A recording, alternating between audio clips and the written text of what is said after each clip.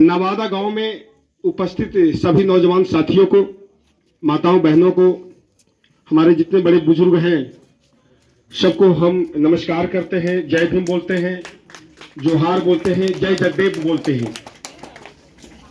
आज आपके बीच में बाबू जगदेव प्रसाद सामाजिक न्याय चौपाल के माध्यम से मैं अनिल गौतम आपके बीच में आज रात में 8 बजे 8:30 बजे का समय हो रहा होगा। अगर आए हैं तो कोई न कोई तो बात है, उस बात को थोड़ा सा समझना है। हम कितना सजग हैं इससे पता चलेगा कि हमारे पास क्या सामर्थ्य है। इस बात को, पूरे बातों को जब समझिएगा तब आपको पता चलेगा कि आप कहां हैं और आपको कहां रहना चाहिए था। इसलिए इस चौपाल में हम 40 से 45 मिनट लेंगे, बाबू जगदेव प्रसाद के बारे में बताएंगे कि बाबू जगदेव प्रसाद की जो आज विचारधारा आपके घर तक लाए हैं, क्यों लाना पड़ रहा है ना। इसलिए हम इसके पहले चाहेंगे कि बाबू जगदेव प्रसाद के नाम पर एक बार सभी लोगों का एक जोरदार ताली हो जाए, ताकि सचमुच में उनको श्रद्धांजलि हम लोग दे पाए। आप तमाम लोगों से चाहते हैं एक जोरदार ताली। चलिए, बहुत बहुत धन्यवाद। चारों तरफ ले लीजिएगा। ले ली। जगदेव बाबू, जब हम 10 लोगों में से बात करते हैं तो एक आदमी बताता कि हमने जगदेव बाबू का नाम सुना है। कहते हैं कि कौन थे, उन्होंने क्या किया, तो कहता नहीं बस सिर्फ नाम सुने। इसका मतलब कि सामाजिक जागरूकता का अभाव के कारण कोई हमारे समाज का जो पढ़े लिखे लोग था, जिसके कंधों पे समाज की जिम्मेदारी थी, उन्होंने अपने ही समाज के महापुरुषों के बारे में आपको नहीं बताया, जिसके कारण आज हमें पुनः बाबू जगदेव की विचारधारा को आपके बीच में लाने की जरूरत पड़ गई है। बाबू जगदेव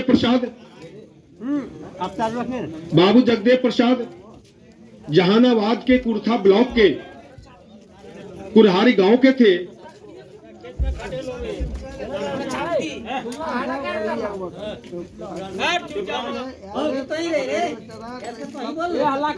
कोई दिक्कत है क्या भाई जी? जो आज अरवल जिला है, पहले जहानाबाद था, वो आज अरवल जिला है। और हर कोई आज भी हम लोग कहते हैं कि जब बच्चे का भविष्य अगर जानना हो ना, तो उसको पालने में जान लिया जाता है कि वो आगे चल के क्या करेगा। आपका समाज का एक महामानव जिसे पूरी दुनिया पूछता है, गौतम बुद्ध। हाँ, आप समझ गए ना। तो जब गौतम बुद्ध जन्म लिए थे, बैठिए, जब गौतम बुद्ध जन्म लिए थे तो आज भी हम लोग कुंडली बनाने के लिए ब्राह्मणों के बीच में जाते हैं। तब भी ब्राह्मण लोग आए और उनके पैर के निशान, पैरों को देख के ही लोगों को बता दिया कि यह राजा का बेटा तो है, लेकिन यह राजा नहीं बनेगा। यह एक ऐसा राजा बनेगा जहां पूरा दुनिया इनके कदमों में झुकेगी, या पूरा दुनिया में इनका नाम होगा। आज अपने घरों को छोड़कर वो निकल गए और पूरे दुनिया में आज उनके विचारों पर धर्म स्थापित है। उनके विचारों पे करोड़ों करोड़ों लोगों का जीवन चलता है। वो आपके समाज के थे, उन्हें जानना जरूरी है। उनके विचारधारा क्या था कि बहुजन हिताय बहुजन सुखाय।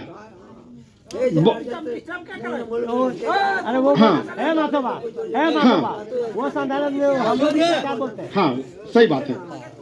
तो कि हम बहुजनों की बात करते हैं, जब भी कोई ना ठीक, बहुत अच्छा, बहुत अच्छा, ना बहुत अच्छा। तो ना बिल्कुल बिल्कुल, ये चर्चा ही तो करने हम लोग आए हैं। हाँ बिल्कुल बोलेगा, बिल्कुल ना ठीक है।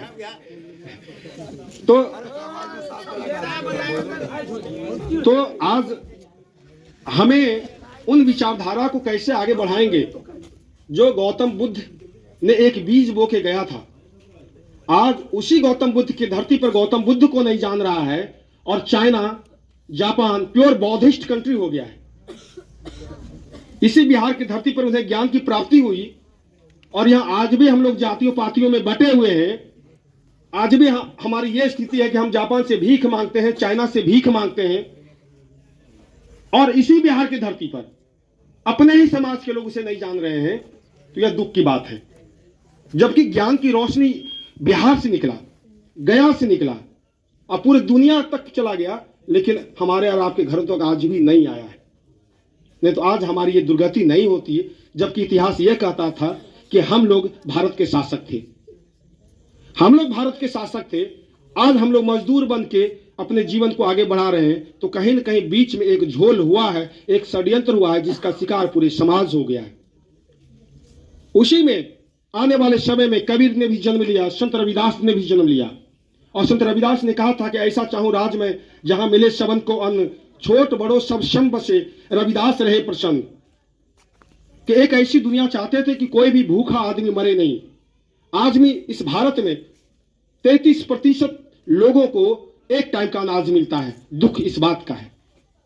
आज भी हम अनाज दूसरे देशों से मंगा रहे हैं, भारत में दाल मंगा रहे हैं भारत में, तो कहीं ना कहीं एक झोल तो हुआ है, इसे समझने की जरूरत है। इसके पीछे का कारण क्या है? उन्होंने कहा कि सभी लोग, चाहे कोई भी वर्ग हो, किसी भी गांव में रहता हो, अगर समान बंधुत्व भाईचारा के तहत रहे तो बात बनेगा। लेकिन आज क्या है? आज नारा लग रहा है बटेंगे तो कटेंगे, है ना? बटेंगे तो कटेंगे। नारा क्या लगना चाहिए था कि पढ़ेंगे तो आगे बढ़ेंगे। धन धरती पर अगर हमारा राज होगा तो हमारा घर में सामर्थ्य आएगा, समृद्धि होगी। बात इस बात का होना चाहिए था।